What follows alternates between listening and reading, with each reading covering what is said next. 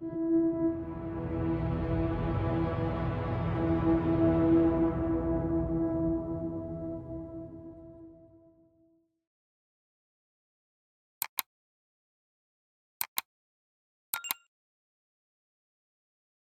evening, all, and thank you for tuning in to tonight's story. If you enjoy it, please remember to subscribe and like the video so we can continue bringing you more horror stories. Now, without further ado, take a deep breath and relax as we take a journey through the night.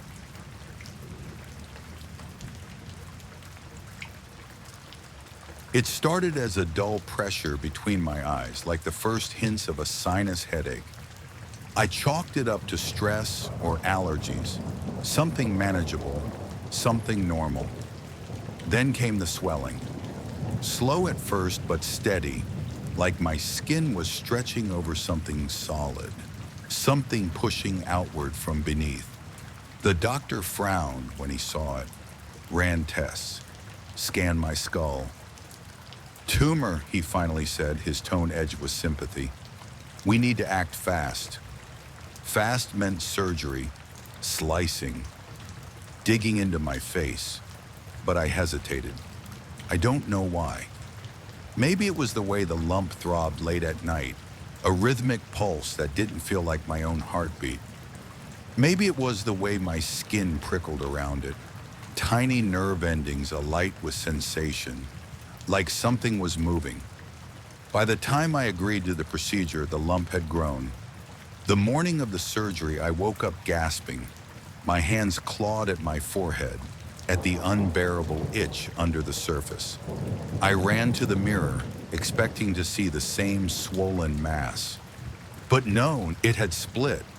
A jagged crack ran through the center, raw and glistening, as if something inside had pushed too hard. A wet line of fluid trickled down my nose, clear but thick. I touched it, and it moved. Something inside twitched. A scrape, faint but unmistakable, from within my skull. My stomach turned. I pressed against the lump, fighting a rising wave of panic. But the second I did, a pain shot through my head so violently I nearly blacked out. I barely had time to process it before the skin above my brow split open further.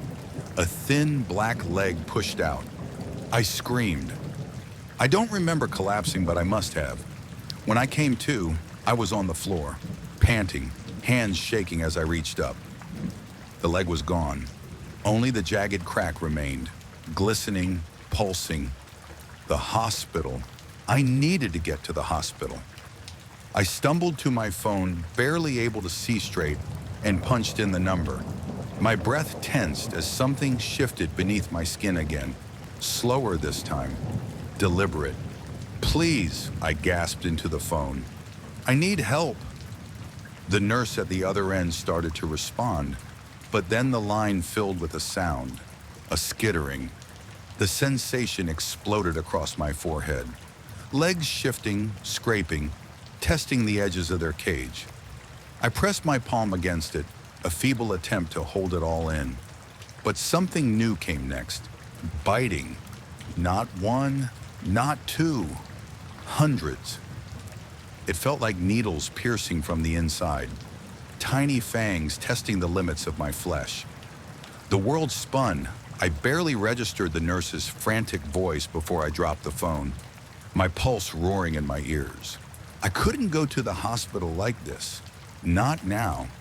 Not when I felt the legs flexing, the wet shifting of bodies just beneath the surface. The pressure built, unbearable, making my eyes water, my skull ache. The crack in my forehead widened, skin peeling back in strips. Then the first one came out. It was small, no larger than a dime, but its 8 legs were long and spindly, slick with something that smelled of rot. It scrambled out, clinging to my forehead with hooked feet, and then another followed. And another. I screamed, but the sound barely registered over the rustling, the crawling, the wet pop of spiders spilling from my skull like a broken nest. They poured out in waves, skittering down my face, their legs tangling in my eyelashes, my hair, my open mouth.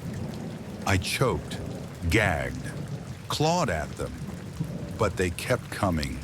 Inside, something still moved, bigger, something that had been waiting for them to clear the way. My body convulsed as the pressure reached its peak. The skin at my forehead stretched tight, bulging outward, and then, with a sickening tear, something massive pushed free. I didn't get to see it. I was already drowning in the swarm.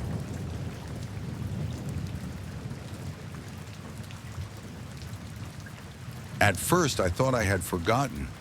A long day at work, the stress of deadlines. I convinced myself I must have prepared the meal absent-mindedly that morning, left the flowers as a treat for myself, and somehow set the music on a timer. But I knew better. The scent of the food was fresh, steam still rising from the plate. The flowers, lilies my favorite, stood in a crystal vase I didn't own. And the music? A song from my childhood, one my mother used to hum when I couldn't sleep. The notes drifted through my apartment, soft and deliberate, as if someone had chosen it for me. My pulse quickened. I stood frozen in the entryway, scanning the space for any sign of movement. Nothing was out of place, aside from the impossibility of the setup itself.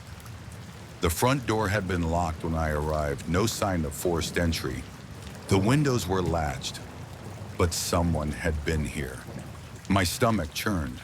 I reached for my phone, fingers shaking as I dialed. The call rang once, twice, then stopped. A click, but no voice. I swallowed hard. Hello? Silence. Not empty silence, but something waited, like someone was there, listening, breathing, just out of reach.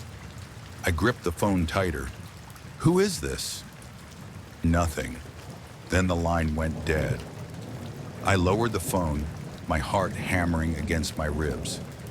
I could leave, walk out the door, get in my car, and go anywhere but here. But dread curled around me, thick and cloying.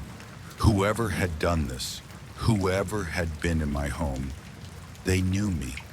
My favorite meal, my favorite flowers, a song buried in the depths of my childhood memories. I took a slow step forward, forcing myself into motion. The air felt different, charged like the walls themselves were holding a secret. I reached the dining table, the silverware neatly placed, a single candle flickering. A note sat beside the plate. My breath hitched as I picked it up, my own name written in looping cursive across the top. The paper felt expensive, smooth beneath my fingertips.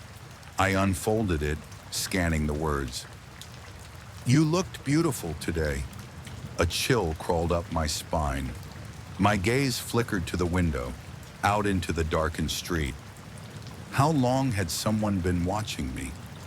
I pressed a hand to my mouth, nausea rising. I should call the police. Before I could move, a creak echoed from the bedroom. The music, it was still playing. My stomach clenched as I realized the sound system had no timer, no automation. Someone had turned it on, and they might still be here. I grabbed the nearest object, a heavy book from the counter, and edged toward the hallway. Each step felt unbearable, the air growing heavier with every movement. My own breath sounded foreign, too loud, shaky. The bedroom door was slightly ajar. I pressed my palm against it, pushing it open with agonizing slowness. The room looked untouched, except for the music playing softly from my speaker. I reached for it with my free hand, shutting it off with a trembling finger. The sudden silence rang in my ears. A reflection in the mirror caught my eye. Something was tucked beneath my pillow. I turned, hesitating. Then, inch by inch, I lifted the pillow away. Another note lay on the sheets, this one shorter, scrawled hurriedly. I like watching you sleep. My vision blurred with panic. The walls seemed to close in, the weight of unseen eyes pressing against me. I staggered backward, my body screaming at me to run, to flee, and then I heard it. A breath, not mine, slow, measured, right behind me. I spun, swinging the book wildly, but I hit nothing. The door to the closet stood slightly open now, though I knew it had been shut before. My body refused to move, every muscle locked in terror. I wanted to believe I was imagining things. That stress had warped reality into something unrecognizable. But I knew better. I forced myself to step forward, hand trembling as I reached for the closet door. My fingers barely brushed the handle when it swung open. Darkness, a void of shadow, then movement. I didn't see details, only the impression of a shape, something shifting in the blackness. A hand darted out, fingers grazing my wrist. I screamed, stumbling backward, crashing into the nightstand. A sharp pain flared through my leg, but I didn't stop. I ran, out of the bedroom, through the hallway, past the untouched dinner and flowers, straight to the door. My fingers fumbled with the lock, my vision blurring. A presence loomed behind me, a weight in the air that threatened to swallow me whole. The lock clicked. I wrenched the door open and stumbled onto the porch, gasping in the night air. I ran for my car, my hands shaking so violently I barely managed to get the keys in the ignition. The engine roared to life, headlights cutting through the darkness. Something moved in the window, a shadow standing there, watching. I didn't stay to see who or what it was. I drove, fast, reckless. My heart hammering so hard I thought it might give out. I didn't stop until I reached a crowded gas station miles away, parking beneath the harsh fluorescent lights. I called the police. They searched my home, found the dinner, the flowers, the notes. But the closet, empty. No forced entry. No signs of a break-in. No proof of anyone at all. They told me it was a prank. Maybe I left the door unlocked. Maybe I had a secret admirer. Maybe it was all in my head. But they didn't feel the breath on their neck. Didn't see the shadow in the window. Didn't know that the music was playing again when I finally returned home. And this time a new note waited on my pillow. I'll see you soon.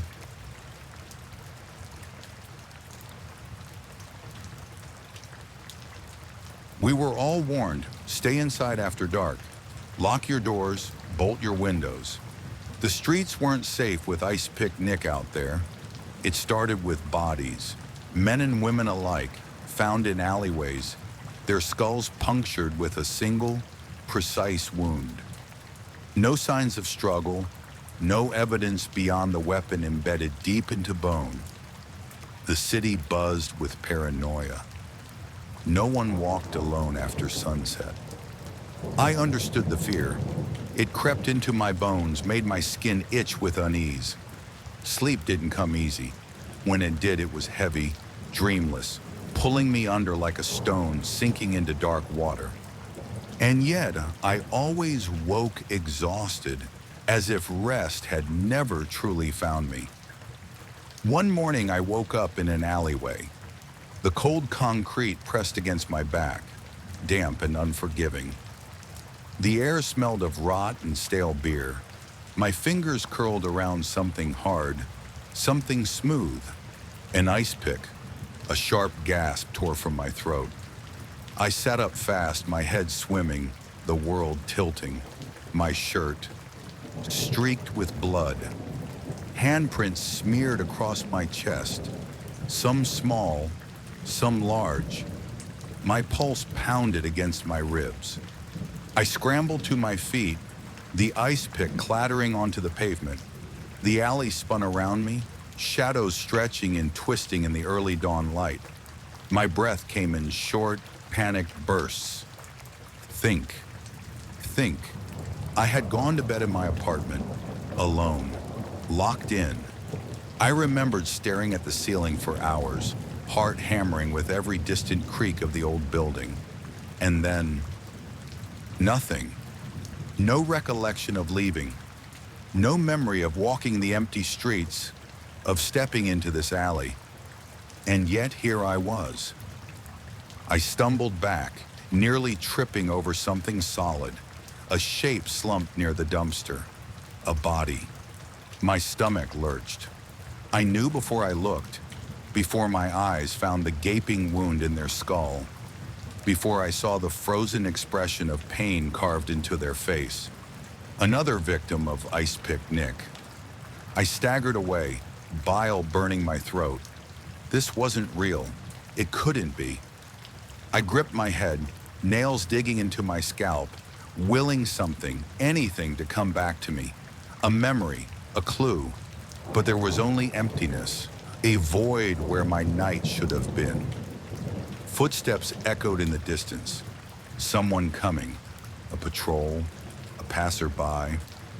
My legs moved before my brain did, carrying me out of the alley, down the nearest street, my breath hitching in frantic gasps. I reached my apartment in minutes, locked the door behind me, tore off the bloodied shirt, shoved it deep into the trash. My hands trembled as I scrubbed them raw in the sink, water swirling pink down the drain. This wasn't happening. It had to be some sick joke. Someone drugged me, framed me. It wasn't possible. I sat on my bed, gripping my knees, rocking slightly. My body ached like I had run for miles, muscles sore and heavy. My hands curled into fists. The city feared Ice Pick Nick. And now I feared myself. Sleep came fast that night, a black, empty pull, dragging me down before I could fight it. And when I woke, the ice pick was in my hand again, blood on my shirt. A scream clawed its way up my throat, but I choked it down. The room spun, my vision blurred. I staggered to the bathroom mirror, gripping the sink, forcing myself to look. My reflection stared back, hollow-eyed. A drop of red clung to my jawline, trailing down my neck. I didn't remember. I never remembered. But the truth was there, clear as day. I wasn't afraid of Ice Pick Nick. I was Ice Pick Nick.